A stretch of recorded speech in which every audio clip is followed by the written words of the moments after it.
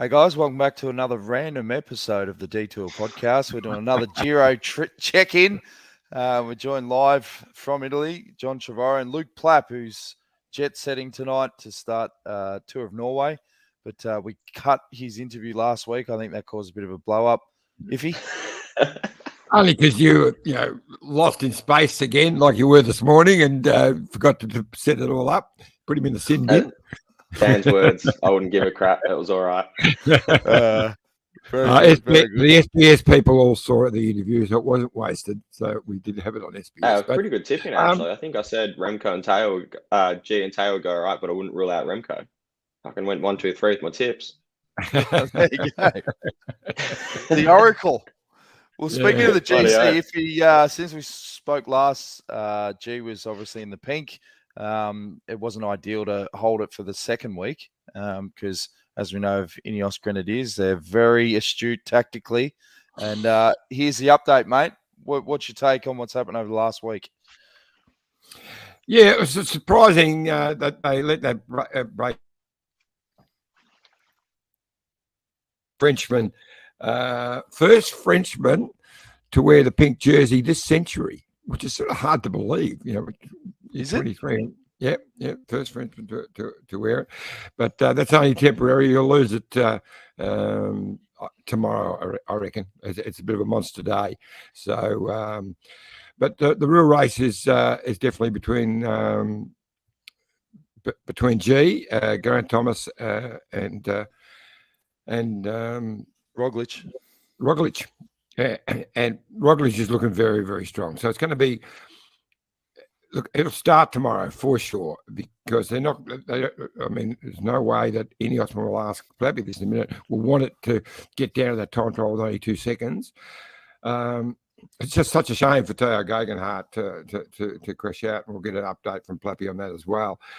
Because with that 2-prong, they had a lot of options to do this week. One go up the road and put a lot of pressure on Jumbo Visma. So that's gone. So it's really looking like a race for those two. There's Almeida is strong. He'll have Jay Vine helping him because he's blown his own individual chances. In the freezing cold the other day, he just froze up. And it's a real shame. But he's got good form. So after this rest day, I think he'll be in the mix. But Your internet, Johnny. Oh, perfect. No good, mate. He's no good. Well, one thing I was going to throw out there with Jay Vine is I did see an interview with him either pre-start or they were asking him about the team tactics. Yeah, he said, I don't even. He goes, I don't even know what's going on. And I thought, oh, geez. Like if I was a media manager, I'd be like, mate, just always look like it's under control. In the background, you got cogs. But don't show your cards because, like Iffy, they're vultures. They hang on these little words and comments, and then they go the pounds. What was your take on Jay Vine if your internet holds out, Iffy, with what he said the other day about? I don't know, mate. I'm thinking because I just blocked out. I missed all of that stuff with you. He's tough work to interview, Jay. I can tell you that. He every time my first question is almost it's like a little contest. He'll have a bit of a dig and okay, I'm just trying to hear it help because I absolutely love his story. Maybe he's sick of your shit. Maybe it's not. Maybe it's that. Maybe it's that. We haven't connected, but because I do love his story, and he is a super talent. So he's a class athlete, and he just froze up the other day. But so I missed that last part. My internet is playing up. So I was just saying about the interview when he said, "I'm not sure about the team tactics," because you could tell he said, "I don't care if I finish top 10." But he basically wanted to lose a lot of time. I actually said, "I don't give a shit about finishing the top 20." He said his exact words. Well, yeah. What I took away from it was, I don't give a shit about finishing the top 20. And in any other words, he said, I only ride a bike for some coin. So I thought that was a bit interesting too. I'm sure. I've heard him talking to others. He's definitely going to be riding for Almeida, and he'll take an effort to get up the road and go for stage. But I'm sure he will. There's some fantastic stages for him if he gets that form back on. Yep. Johnny's gone again. Cut out again. I think what he was going to say now, Plappy, give us your take on, obviously it's disappointing with Teo, and it was primed for sort of having a 1-2 punch attack. Where things are sitting at the moment inside the Grenadiers from all your little WhatsApp chats. Surely you're in the loop. What's going on? Yeah, in the loop. Now the boys are looking very good. I think everyone's more impressed with how Lawrence is riding on the front, and Pav. They've been doing some pretty awesome work for the boys. So I guess this second week, I don't think he's seen the wind yet. It's been quite a shitty week, to be fair. Like, not much has happened. But now the boys are going well. It was a big shame about Teo. I was speaking to him just yesterday, and look, it's going to be a fair road for recovery for him. It's your femur's never good in your hips, so that'll be a while. But now the boys are looking really good. G's flying along, and I think if you're giving up the jersey, you're quietly confident, aren't you? I think you're looking at the bigger picture and know what's to come. So no, I think they're going to go really well. And yeah, this week's ridiculous. Whether it gets down to that TT or not, I'm not sure. I think it's such a hard week as long as they don't cancel or shorten any more days because of this weather. But now the boys looking good. How good is it having someone like G in your squad in terms of, you're talking about someone with so much experience, but just the way he races and how smart he is with, as you said, he hasn't taken a breath in the wind. But are you able to pick his brain at any point, or guys like that in the team to give you tips on, positioning, racing, all these sort of things? Yeah, G's probably the most relaxed and calm bloke I've ever met. It almost comes across like he doesn't give a shit about the race or anything, whether it's training or racing. He's just so calm and relaxed, which is, I guess if you won the Tour de France, you probably would be calm and relaxed, wouldn't you? But no, he's amazing to learn off and a class act, and I don't think there's really anyone in the world that isn't happy to see him winning. Probably, I think the year he's had, and I guess he cops a lot on social media, but to show how good he is, I think there was a fair few people saying he said the third week's the hardest, but a lot of people saying, well, he's got to get there first. This time last week he was in the pink jersey and basically still he's leading the race. So I think it's quite impressive what he's done and gone about his business almost quietly behind the scenes. Teo was flying. That's unfortunate. I think he was, probably almost my odds-on favourite to win it. So, yeah, it's a shame, but no, still all to play for. A couple of live questions, Iffy. The Skull, he says, "G'day, guys. Love your work." And Prasad's got a question for you, Plappy. He says, "Good afternoon, everyone. Question is how Ineos should ride the race henceforth for remaining stages since their team strength is reduced due to the crashes." What's your advice there, Plappy? We're not that reduced compared to everyone else, are we? Everyone's a bit hindered. Some teams have got 3 riders left. Yeah, we got 3 in the top 10 still, so I don't reckon we're going too badly. Yeah. No, mate, you just keep tapping away. You're leading the race, aren't you? They got to come to you. Iffy, your internet seems to be working. Yeah, I jumped onto my phone instead, so that good. Obviously, Wi-Fi of the hotel wasn't that good. I think it's going to be amazing. The journalists around here seem to think that Roglic is going to be stronger in that final time trial. I don't know about that. At the end of a 3-week tour, it's whoever has got it is the strongest. And at the end of 3 weeks, it affects everyone differently.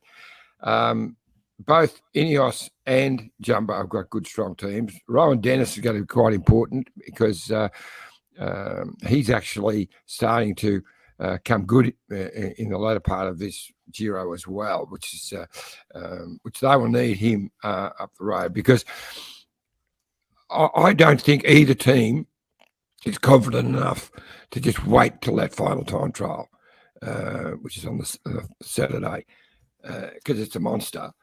Is that this one? Yeah, that's that one. And as you see, the last part's all uphill. End of a 3-week Grand Tour. It's very similar to what happened to Roglic when he lost the Tour de France, had it in the bag and lost it on that. So that would play in the back of his mind. That'd be a plus for Teo, I reckon. So I reckon next couple of days is going to be amazing. Tomorrow, it's a monster day. If you look at it, if you've got the parcours there, Dan. Tomorrow's stage, yeah. There you go. Yeah, look at that. there's a cat 1, a cat 3, a cat 2, a cat 2, and then finishes on a cat 1. And there'll be no messing around. I can't imagine the GC not being completely shaken about. And I'll tell you who's going quite well. Eddie Dunbar, the young Irishman riding for Joko Alula. I see him every day. He is really in good nick, and I could see him maybe even getting to the podium, but definitely into the top 5, I reckon. Oh, it's definitely going to be interesting. Now, Plappy, you've had a few setbacks over the last sort of 6 to 8 weeks. Give us a bit of an update on what you've had to go through and how you're feeling leading into your next block of racing. Biggest setback's been watching Carlton get pumped every week, but it hasn't helped at all. Concussion was the last one, so I guess that's just frustrating. Like, you think you're right, but you wake up or you go for a half an hour ride and you sort of just feel a little bit something, so you got to shut her back down. But yeah, all right now. Head to Norway this week, which is just a little 4-day race with a prologue at the start, so that'll be good fun, and then hopefully build towards Swiss during, 2 weeks away now, so that's sort of a bigger one. I know our boys are targeting that. They're at altitude now before the tour, so I'll sort of join that group there and help them out. But it's been a bit interrupted since the Aussie summer, to be fair, but looking forward to getting back into it. The weather's a lot better here in Spain than it is in Italy, so not complaining at all. Yeah, good stuff, mate. Anything you want to give to Plappy before we let him go? No. Commiserations on Carlton. Mighty Pies were too strong again, but anyway. Now, you're doing some wind tunnel testing today, is that correct? In Norway? Tomorrow, yeah.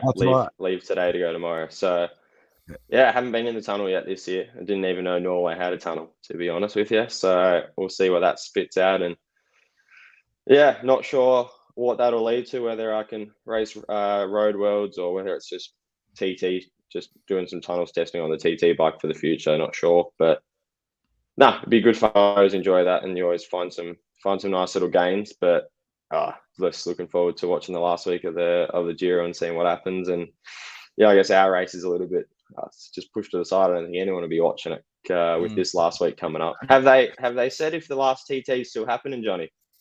Is that like a definite confirmed? Yeah, no, she's happening. I reckon that there's talk about with the snow and those roads, but Dan, they've got to go up. There's no cars that can follow them up that climb. Really? Every rider gets 2 motorbikes, and on the back of a motorbike will be your DS on the radio, and the other motorbike will be a mechanic holding your bike like on his shoulder. DS freezing. It's too steep. It's like they were whinging about to have a car up there. It's all back on. So, mate, one thing I've learned from the Giros: don't worry, they've got it all sorted. There's never any dramas at the Giro with any of this stuff. Just back them in; it'll all get there in the end. But it's gonna be a cracking final week for sure. Before I go and give us who's winning the race. I don't want podium. Just give me straight out who's going to win. Before the race started, I picked Roglic, but I'm gonna swap over. Maybe it's because I just want G to win it so much. I'm going to go G. Nice. Yeah, and then soon as you jump off and we talk to Whitey, if he asks the same question, if you'll say Eddie. Roglic, so Eddie. Crazy. That's there. I'll go Almeida as the Smoky. I'm all about G, but I reckon Almeida could be a Smoky. All right.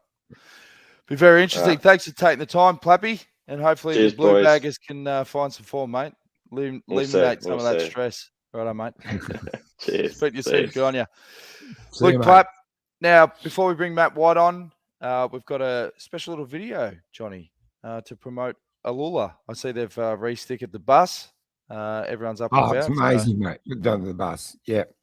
All right. We'll check it out. We'll be back soon with Matt White. Stay tuned.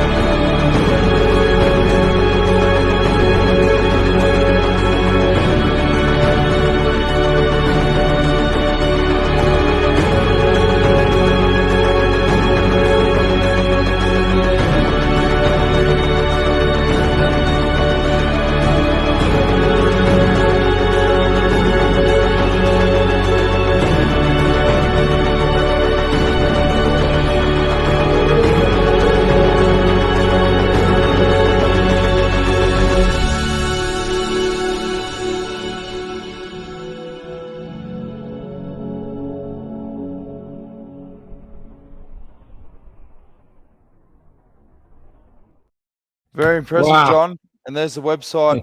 Go to experiencealula.com. Yeah, for those who are just listening to it on a podcast, they're not going to have a bit of blank there, but it is quite amazing. But now I sent you through a little. We caught up with Philip Jones, who's the Chief Tourism Officer for Alula, and he talked about how important it is for cyclists to understand how beautiful Alula is to come and visit. So you should have that in your system there. I think Razzie just sent it to you. I've got in the system the interview with Heppy and the Giant representative. Yeah, we would like to do that one too. So play it one first if you like, while you find the other one. That's the video that Vaz sent. So this is all about preparation, John. No, Vazzie sent you the other one. All right, well, we'll try and work out those logistics. Whilst we do that, let's bring in Matt White. How many Giros now is this, Whitey, that you've been coming to? The last 15 as a sports director, and then a few as a rider as well, mate. So it's been the last 20 years. The month of May has been Italy for me. Is the weather progressively getting worse for the Giro? Because I remember back in the early days, you'd always get some nice days, but particularly like this year, it feels like, geez, they've been up against it. They certainly have, but I know Italy, northern Italy and Spain had very, very little rainfall over the winter, and they're just getting it now. So yeah, right. Yeah, I know it's raining and pretty mild down my house in Spain as well, and we had more than 80 days without rain up until a week ago. So it's long overdue. But then they've had floods here as well in Italy. So not good. But things look good for the next 48 hours at least. And I haven't looked any further than that. But we're going to be a warm one today, and 28 degrees today. So nice change. Yeah. So from a JK Alula perspective, if he obviously gave Eddie Dunbar a good pump up, and we look at the GC at the moment, he's currently sitting on 8th, 3 minutes 40 behind. You must obviously have big raps on Eddie and what he can do in the future as well. Yeah, look, it's so far so good. He's raced really well so far. The preparation that he had was not normal. He broke his hand in the first day of competition in February, so then he couldn't race for another 6 to 8 weeks, and he only did 2 races in the month of April in the lead up to the race, which we'll see in a week's time, but it could be a blessing in disguise because he just had one slow build for this race, and he certainly the week before this race in Romandy he was top 10, which was super, and he's just gone from strength to strength. Iffy, yeah.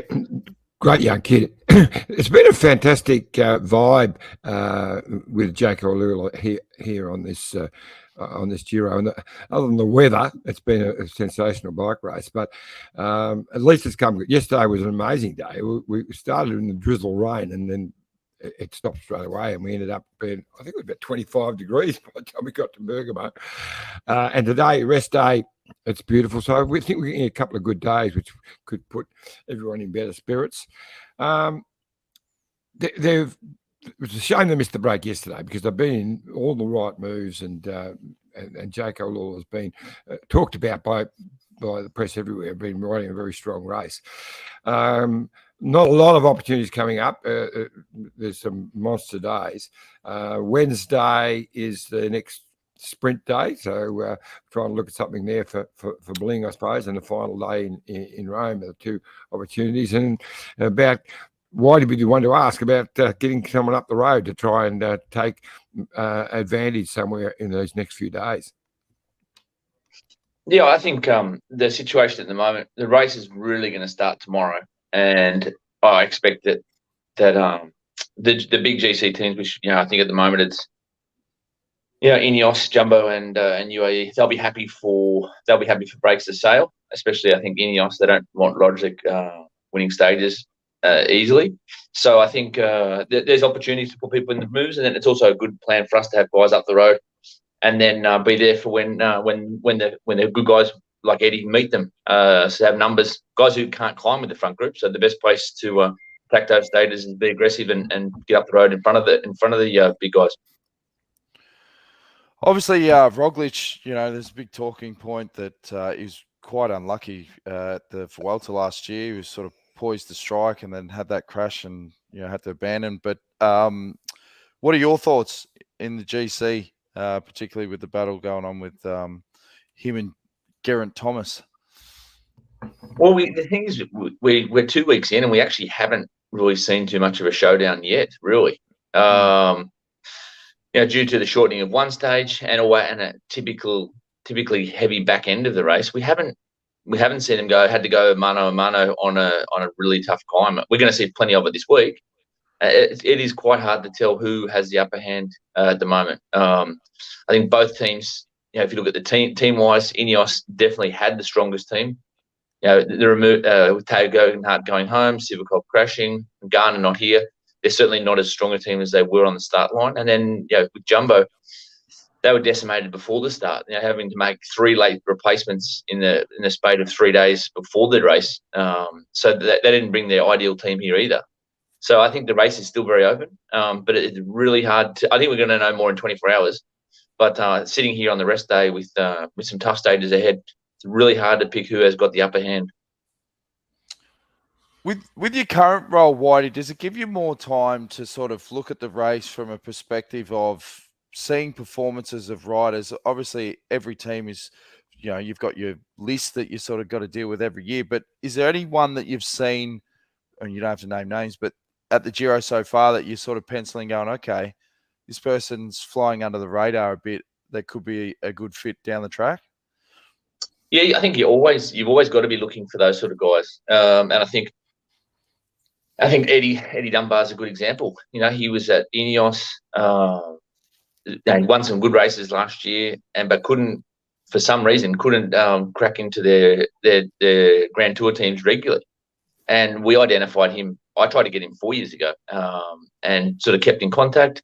And he's a guy there. He's just looking for opportunities, and he's come on board here. Obviously, he didn't have the ideal start to the year with his broken hand, but he's been a revelation with us as well. He's a leader as well, and the guys have really got him behind him, and he wants to show what he's capable of doing. And I think you've always got to be looking for those fringe guys, and sometimes those guys are sort of hidden in the biggest teams in the world, and they're just not getting opportunities because they've got leaders who are paid more to get the results, and those guys. Some of those guys are very ambitious, and they want their own opportunities. And I think they're good guys to look at.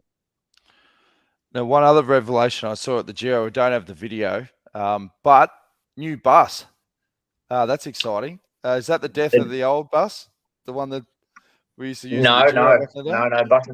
Buses never die. They just go to other people. Right. That bus is getting fixed up a little bit, and then it's heading to the women's team, because the women's team, we're renting a bus for them, but we have for 2 years. But then I'm not sure when the contract ends with the rental, but we will carry on using the one we've been using for the men as well. So no, it's just changing parts of the team that's going to be used. But the new bus is a good one. It's a little bit different design.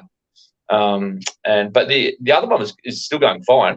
We're just looking for a new one, and it came just in time. I think it didn't even arrive after a week of the race, so we didn't even start the race with the new bus. We got it mid-race.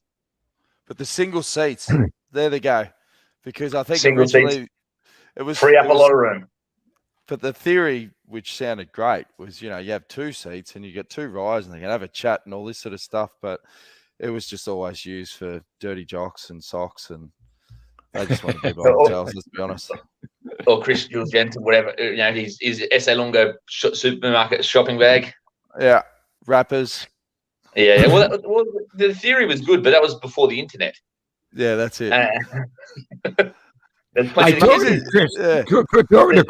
you entertained on the way to the start now.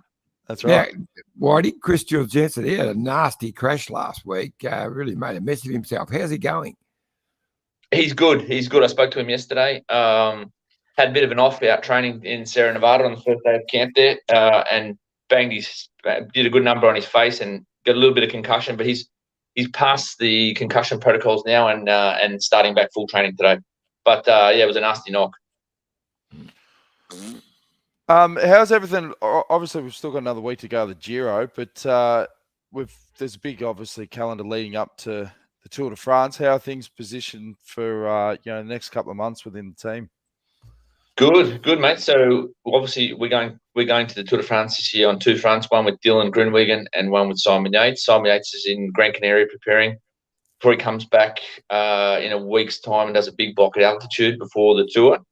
And Dylan Groenwegen's been on fire. Actually, he's had 2 wins in the last 2 weeks. One on Saturday in Holland, and one a stage in Tour of Hungary. So he's got a couple of weeks now. He's going to go back down to Spain, preparing the heat before he heads off to the Dauphiné and Tour of Slovenia. So we're basically running the same template as last year with him, as this year as last year, which is to make him more robust, because especially this year, if you look where the sprint stages are, there's more sprint stages in the last week of the Tour de France than the first week of the Tour de France. So you've got to be able to able to get there, and you've got to be able to get there in a way where you've still got the ability to sprint for 21 days, and it worked really well last year.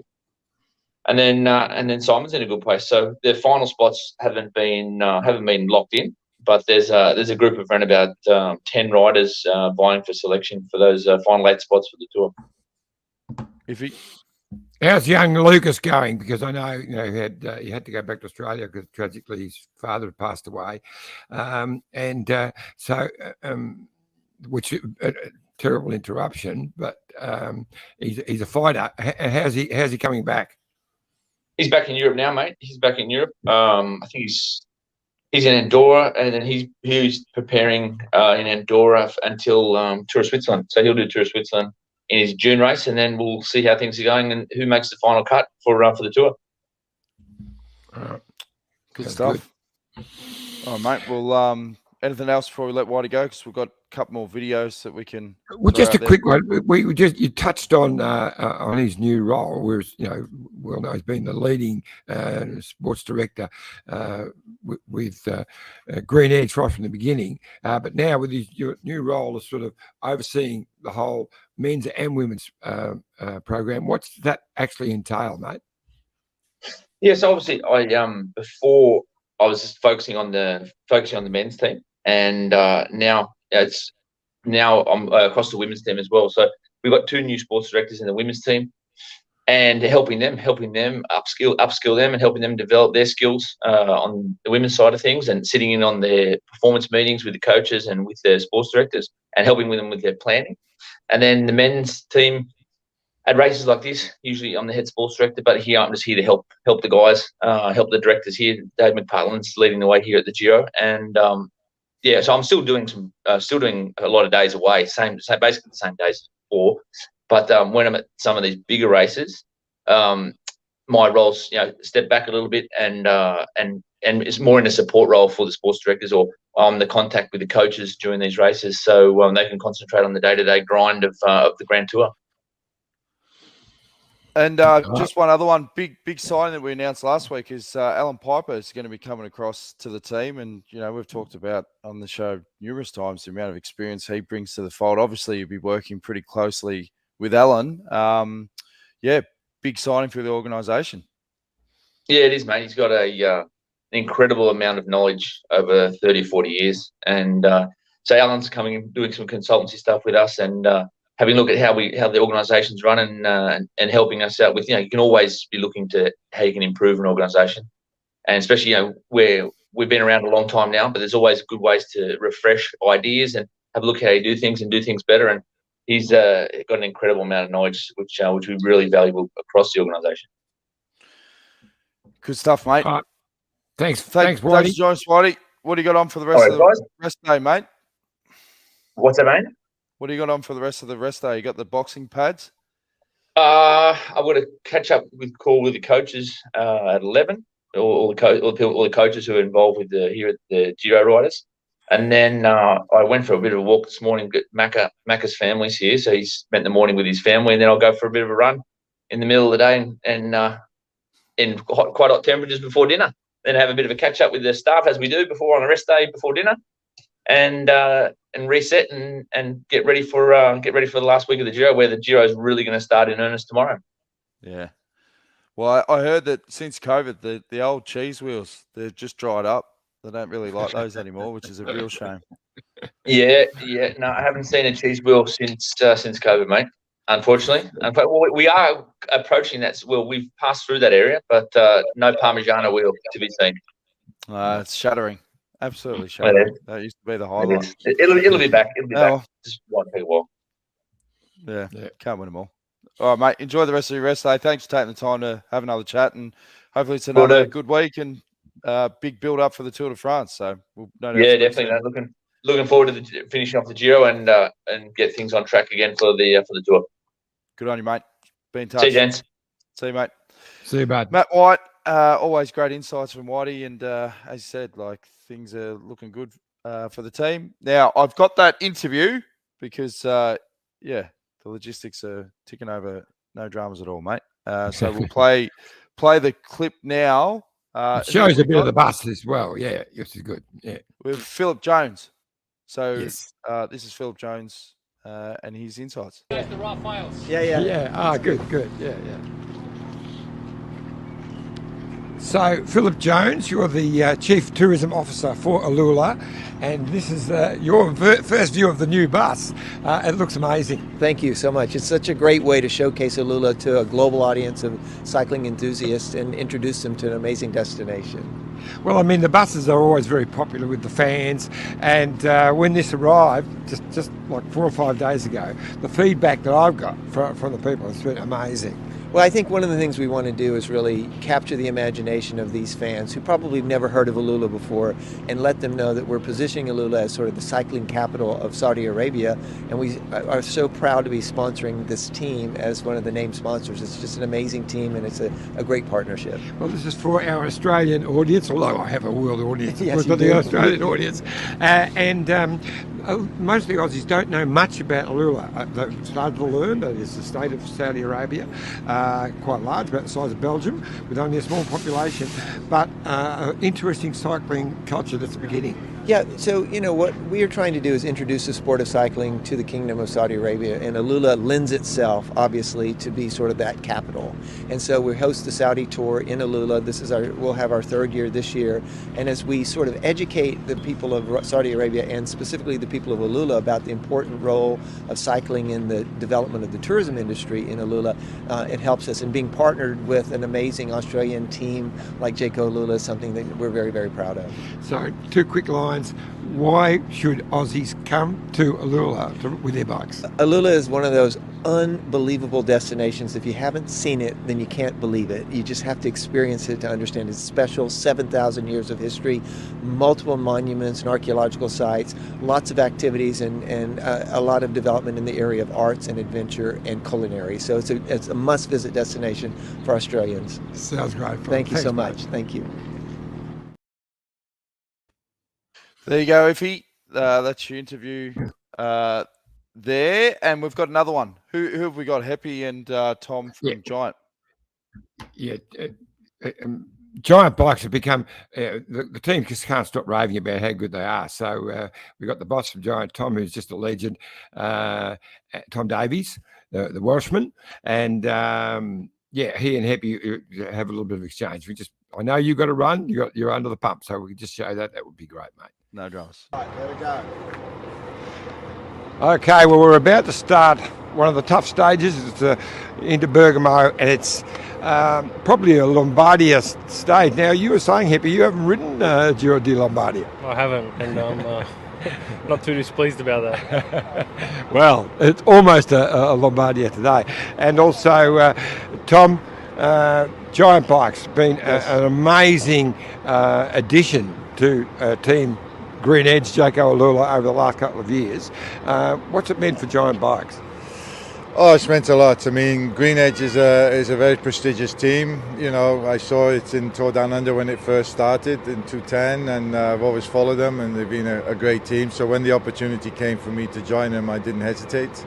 And they were super happy to have our bikes, and it was, especially people like Happy, they're very vocal in enthusiasm, so that motivates us, and we had a new TCR when they first came, and then at the Tour last year was the new Propel, And coming up in the theatre near you soon will be a new time trial bike, because it's due. Because Tom Dumoulin won 6 years ago on the same bike that Simon won last year in the Giro. So it's about time we got a new one. So that's coming next. So yeah, I think it's good. You know, they give us a lot of feedback, and there's a lot of good synergy between us.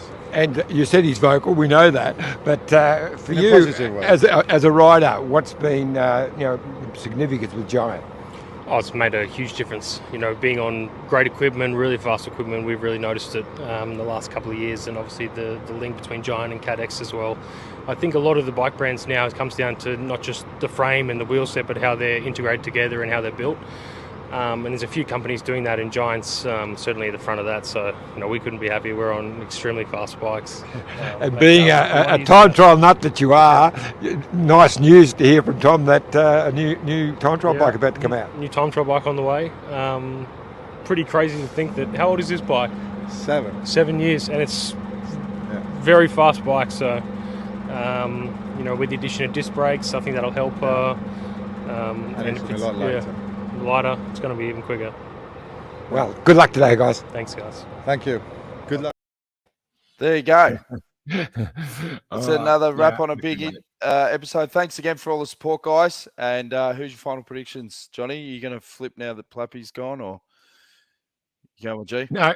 I'm going to go G. It's a passionate one, but because what a way to finish an amazing. Not that he's about to finish, but he is a sensational guy and a legend, really. So, yep, I'll go with G, but it's going to be close. It's going to be close. Yep. All right, good stuff. Thanks again for all the support, guys. We'll check in again after the Giro, and actually, I might say what odds he is, G. If Roglic is very short, we might get the very. All right, enjoy the last week, mate. I have to congratulate Vazzy. We were going to show. We haven't got time to show the little vid. He was like a machine out there yesterday. We're doing the bottle feed. He got 4 bottles out in about 5 seconds. It was just staggering. No, hang on, mate. I do have it. This is the footage now. So this is Vazzy on the side. And how many did he get off? 4. 4. Look at this. There's 1, 2, 3, 4. He did. That is actually good going. I only got 3 off. I'm just down in front. I didn't make the vid, didn't make the cut, but I got 3 off. And the last one I missed, it was too slow, was Heppy. And he went, ah! And then he yelled at me and coming upon, sorry for yelling, mate. I was just a bit too slow getting it to him. But I presented him with a glass of water last night at the dinner table to make up for it. Yeah, that's a perfect trade-off. All right, mate. Have a good week. Right. We'll check in again soon. Thanks, guys. Thanks, mate. All right. Take it easy. Bye, guys.